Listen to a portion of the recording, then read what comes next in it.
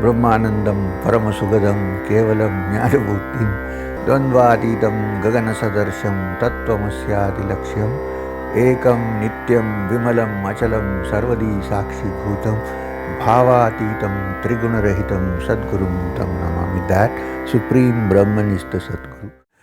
Once more we meet. Namaskar. It's good to meet in this what you call shut in, stay home, stay put, stay safe. So we are again there face to face. Okay. So today, I don't know who chose the subject for me. This, do we need a guru or something like that? So the question is, do we need a guru? So before you ask the question, do you need a guru? We should know what guru is, right? What is a guru? You have to know, do I need a gardener? I should know what a gardener is. There are people who think gardeners are not required. So, there is electricity. We have electricity here. What do you call in Hindi? Vidyut Shakti is there. Is there? It is produced from water, it's produced from coal, it is produced as a direct streak in lightning. It's produced everywhere. Now today you flick a switch and you have bulbs burning. Flick a switch, you have the fan on. Flick a switch, AC is not coming. So you can do what you want with the electricity. Now if you want to learn about electricity and how to get it into your bulbs and your lights and your wiring, even you and me, do you think we can do it ourselves? Not switching on, that we know how to switch on. The bringing of the electric line, making of the electric line, fixing it through the inverters and whatever we have, making it come into the house, switch, yeah, you can say switch and you can, that requires a man who knows about electricity, who knows. If I go and try to fix a wiring, either when I switch it on, the bulb will fuse because both wires may be touching. Or without knowing, I put my hand and I might myself die of a shock, electric shock. So this is about ordinary electricity. It's not ordinary, it's extraordinary. Vidyut Shakti, I think in the ancient tantras they described Parashakti as the supreme absolute energy. And all these energies, magnetism, electricity, these are all step downs. I mean, not so powerful as that, but powerful enough for even a person to die. Put your hand into the plug and you're dead.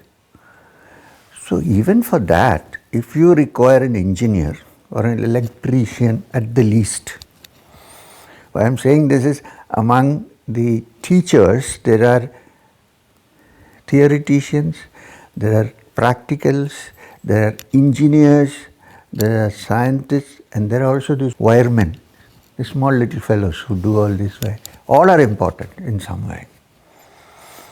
If even the ordinary electrician doesn't know the basic principles of electricity, he'll die. He won't wear rubber shoes, he'll try to fix a wire with his bare fingers. This is not possible.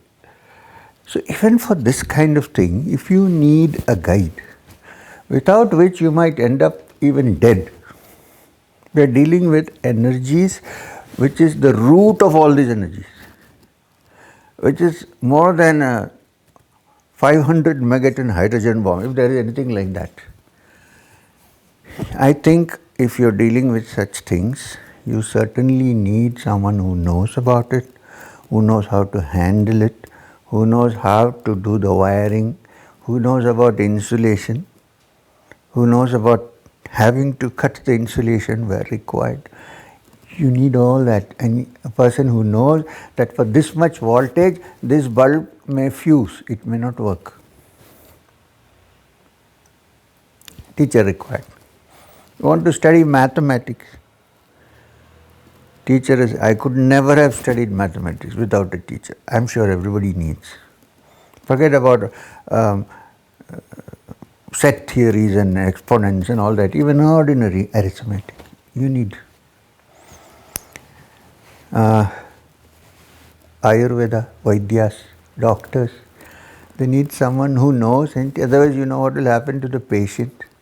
Patient may go in to get something done for his ear and come out with his brain deranged with a medicine. That requires. Now lots of people love the spirit. Not that, but in the bottle. You require a perfect expert to blend it to whatever they do with it, I don't know, distill it. If it's done perfectly, people spend thousands of dollars to buy it. If it's not done perfectly, people die. You know how many people die making hooch and drinking it. That also requires an expert. So in this world, since everything requires a teacher, and a teacher who knows how to do, not a teacher who talks. I can't tell you, oh, electricity is like this, you bring the wire. You have to show it, otherwise you cannot do it. So, I personally think for this is largely uncharted territory. So you need someone who might have passed on the way, who has walked the same path, who might have fallen down a few times and got up again, because it's uncharted. Very few people talk about it, but very few people have actually walked on the path. So you need someone who knows where the stumbling block is, what to do. Next, I'm going to talk about meditation. Why is the mind is disturbed only when I sit to meditate? Next talk, I'm going to talk about it. Why? Because you don't know the technology. That's the problem. Why? Because the teacher has not meditated, doesn't know what it is all about, and is picking up from this book. That doesn't work. So, yes, to this question, do we need a guide in spiritual? Yes. Now here comes the problem. Even without a teacher, since there are so many textbooks available for us, in fact there are so many that one can get confused, but at least let's say we pick up a standard textbook. Like, when I'm saying textbook, not the traditional textbooks, because many people can't even read them now in original. Let's say a good translation of the Gita. Yes, okay. Somewhere, Ramakrishna Mission, Gita Press, whatever. Then, let's take the Gita or books on Vedanta, Upanishads, the complete works of Swami Vivekananda. When you take these textbooks and read them, you have a rough idea of the journey, how to move, roughly, because they describe this, you have to have these qualities, then you have to move. Okay. Now the problem is, suppose you see a teacher,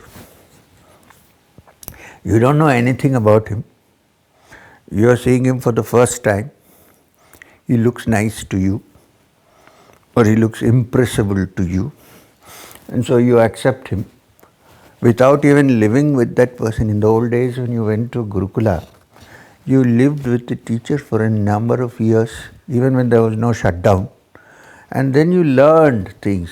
Then you know whether this teacher suits you or it doesn't, so then you get out. If you don't want, no problem.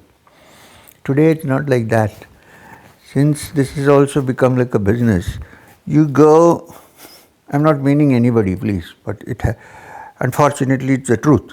So you go, and if you are leaving, they don't want to leave because you might think you'll go and tell what you discovered to somebody else. Politics. So what happens if you go to the wrong person and you are misled along the way? You lose so many years. My suggestion is, in that way, it's better to follow the standard text and not have a wrong guru at all, because you are misled. You wasted your time instead of making it constructive. That way, I would say it is better not to fall into this trap and stay quiet and say, let me meditate and find out. However, if by some chance, because of your past worth or because of your hard work and because of your inbuilt capacity to discriminate, you have found a good teacher. Now comes another problem.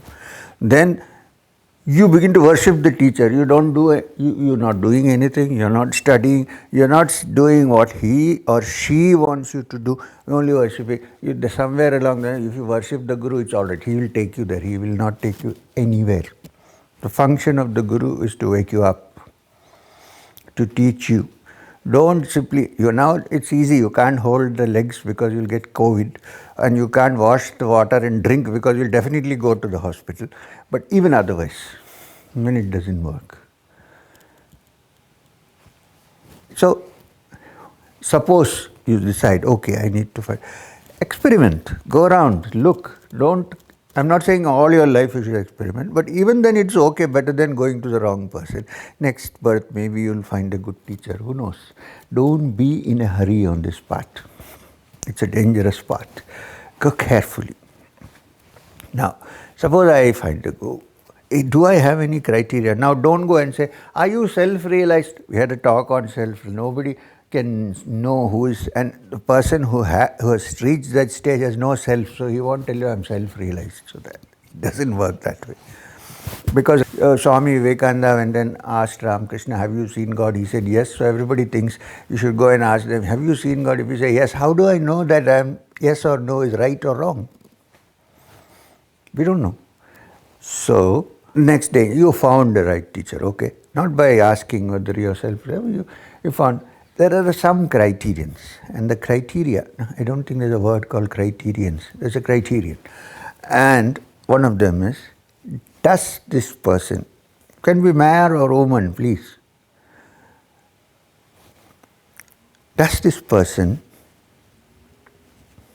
is this person's mind tranquil under all circumstances? Is the person greedy to take away your properties and your wealth? Does the person want to give you something or take from you? What is his intention? Is the person concerned and is greedy for your gold, or does he have some gold to share with you, the other gold? Does he charge you thousands of rupees for learning meditation? Does he give you meditation en masse? Hundreds and thousands of people sit down and learn. Now this won't work basically because each person is made differently. I am coming to that. Even though people come and give me Kriya, they don't understand that sometimes Kriya may not be suitable for a person. It may be some other path. So I have to direct, they won't agree. I won't. Okay, take it. But don't think that is most important. I always keep saying this because there are other things also to be looked into spiritual life. Just because every day you are sitting and breathing in and out, the Supreme Being is not an idiot. You cannot fool him. Yeah? You can breathe in and out and adjust, but there is much more to it. It's not just that. So, Kriya is our parampara, I agree. But it's not the be-all and end-all of all spiritual matters. This is something where it's a Kriya, it's a practice. And some people may not even need it. That's also there. Okay. Having done that, you have come to a teacher. Now, if you really have come to a teacher who doesn't have any vested interest in you, but just wants to teach you or share with you how to walk on this path by which you reach infinite happiness, calmness, peace, and realize that the essence of your being is not this limited individual, but a part of the all-pervasive divine being. Suppose you found somebody. Now is another problem. Seems there are many problems. Problem is, when you go to such a teacher, get rid of the idea from your mind that you know how to travel. You don't know, that's why you come there. So the first part of your training may be the teacher's attempts to shed you of the load that you're carrying, the weight that you're carrying. Clay house, hay house, life, all those things that you carry in your head, the first job of the teacher will be to take, but people are not willing. Many people are not willing. They have to hold on to that because they feel lost. The teacher is trying to take, somebody went to a swimming expert and said, "Sir, I want to learn how to swim." So he looked at him. On his head, he was carrying a basket full of cabbages, holding it. So the master said, "Yeah, it's actually quite simple. With practice, it'll come. I can teach you how to swim. But how can you swim? There is a basket with cabbages on your head. Can you put it down?" He said, "No, I can't." "Why?" "No, I love those cabbages. I can't." So he said, "Then I can't." Then he said, "I'll find a teacher who can teach me how to swim with the cabbage basket." So he said, Go and learn." I don't think he ever learned swimming.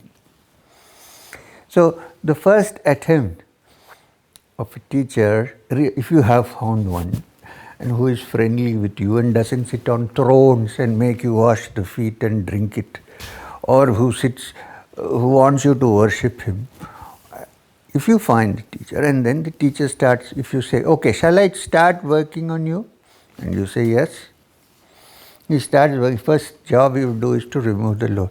Then you get, "No, I don't want this. I'll go." Then you will go to someone who appeases you, pleases you. You're great. You must. Okay, so you're lost one. So the first thing is that. Second thing is, like I said in the morning, a teacher, spiritual teacher, is like a good gardener. Nobody comes to you, nobody comes to a teacher equal.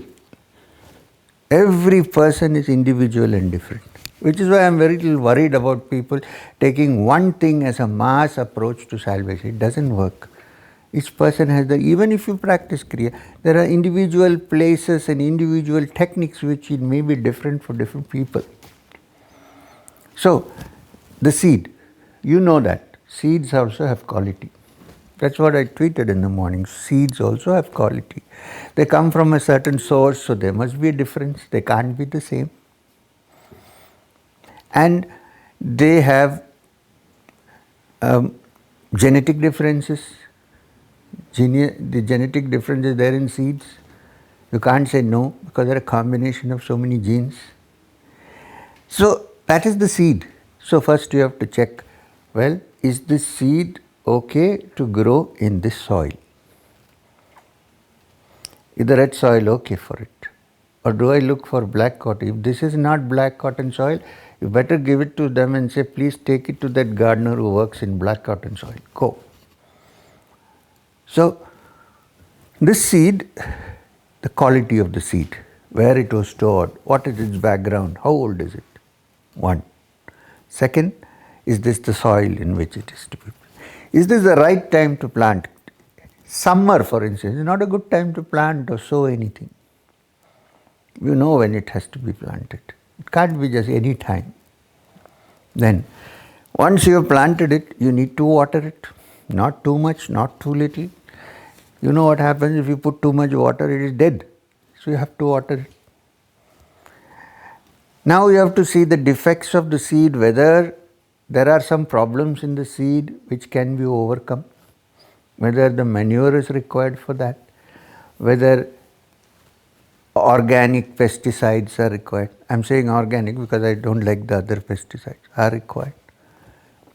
All this has to be judged, and with individually for each seed it may be different. This is the teacher's job, the gardener's job.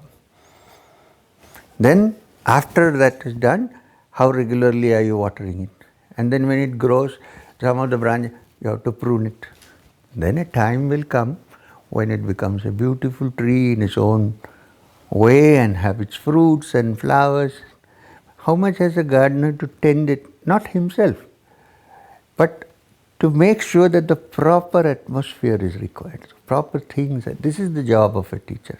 Nowadays they have no time for that, so that is the problem, second problem, or third problem, whatever it is. So this is very, very important to note. And most important, the student should not, after 6 months or a year, say nothing has happened. First of all, you don't know what is supposed to happen. And what happens, happens quietly. Second, if you plant a seed, like Kabir said, do you expect a tree in the next day? Doesn't it have its own time? Even if it is tended to and looked after, a seed has a certain time before it becomes a tree. You cannot change that time. Nobody can change it. So, this is how the teacher works. So, if you find a teacher like that, I think such a guru may be a good idea. If you find somebody who offers shortcuts, run for your life. There are no shortcuts in this matter. You're going to waste your time and you're going to waste your energy and your money. Now, so what is the conclusion? Yes, one needs a guide. Yes, the guide should not only be a person who has understood the reality. In general, I would say, in general, there are exceptions, of course. He should also be thorough with the scriptures. If he is not thorough with the scriptures, he might have gone in some way, he may be sincere, and you will also go along that it may not be the right path. So 2 things, and 3, character of the person. Whether the person is calm under all circumstances or is shaking. And when you sit with that person, even without saying a word, does the mind calm down? These are the criteria. So, if you found that you are on the right path, you found the teacher.